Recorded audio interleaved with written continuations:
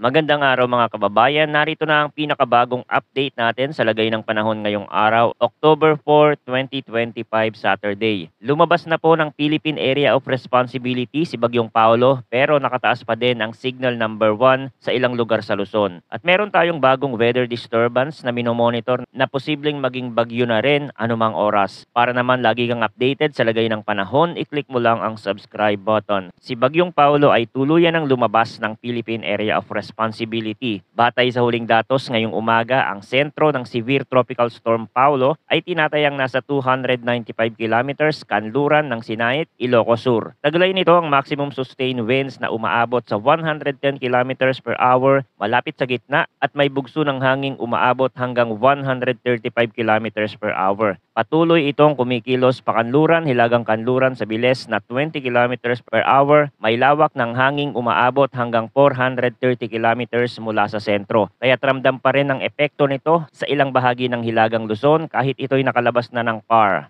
Nakataas pa din ang tropical cyclone wind signal number 1 sa kanlurang bahagi ng Abra, kanlurang bahagi ng Benguet, timog na bahagi ng Ilocos Norte, Ilocos Sur, La Union at kanlurang bahagi ng Pangasinan. Sa mga lugar na ito, mararanasan ang malalakas na hangin na may bilis na 39 hanggang 61 kilometers per hour na posibleng magdulot ng minimal hanggang minor na pinsala sa mga mahihinang struktura at mga pananim. Meron pa ding nakataas na storm surge warning ang Pag-asa. May minimal hanggang moderate na panganib ng storm surge sa susunod na 12 hours sa mga baybayin ng Ilocos Norte, Ilocos Sur, La Union, Pangasinan at Zambales. Tinatayang aabot sa 1 hanggang 2 meters ang taas ng alon na posibleng magdulot ng pagbaha sa coastal areas. Kaya't pinapayuhan ng lahat ng residente sa mga baybayin na umiwas muna sa dagat, iwasan ang mga gawaing pandagat gaya ng pangingisda o paglalayag at sundin ang pinakahuling abiso ng lokal na pamahalaan. Kahit nakalabas na nga ng PAR si Paulo, patuloy pa rin itong may epekto sa ating bansa. Inaasahan na ito ay magpapatuloy sa direksyong west-northwest patungo sa southern China. Habang nasa ibabaw ng West Philippine Sea, inaasahang muling lalakas si Paulo at magiging ganap na typhoon ngayong umaga o hapon. Kaya't bagaman malayo na ito sa ating bansa, may dalang alon at malalakas na hangin pa rin na maaaring maramdaman sa kanlurang bahagi ng Luzon. Bukod kay Paulo, may isa pang low pressure system na lumitaw sa hilagang silangan ng extreme northern Luzon. Malayo pa ito, ngunit ayon sa mga eksperto, malaki ang chance na ito ay maging isang ganap na bagyo. Sa kasalukuyan, ito ay kumikilos patimog kanluran at inaasahang papasok sa Philippine Area of Responsibility. Base sa kasalukuyang datos, hindi ito nakikitang maglalandfall sa kalupaan ng Pilipinas at posibleng dumiretso patungong Taiwan. Gayunpaman, hindi pa rin inaalis ang posibilidad na magbago ang direksyon nito at bumaba patungong extreme northern Luzon. At may isa pang low pressure system na sumusunod dito, ngunit malaki ang tsansang mahila lamang ito ng bagong bagyo papalayo ng bansa. Mga kababayan, bagamat nakalabas na si Paulo sa Philippine Area of Responsibility, hindi ibig sabihin ito ay tapos na ang banta ng sama ng panahon. Asahan pa rin ang malalakas na hangin, storm surge sa mga baybayin at mga pabugso-bugsong ulan,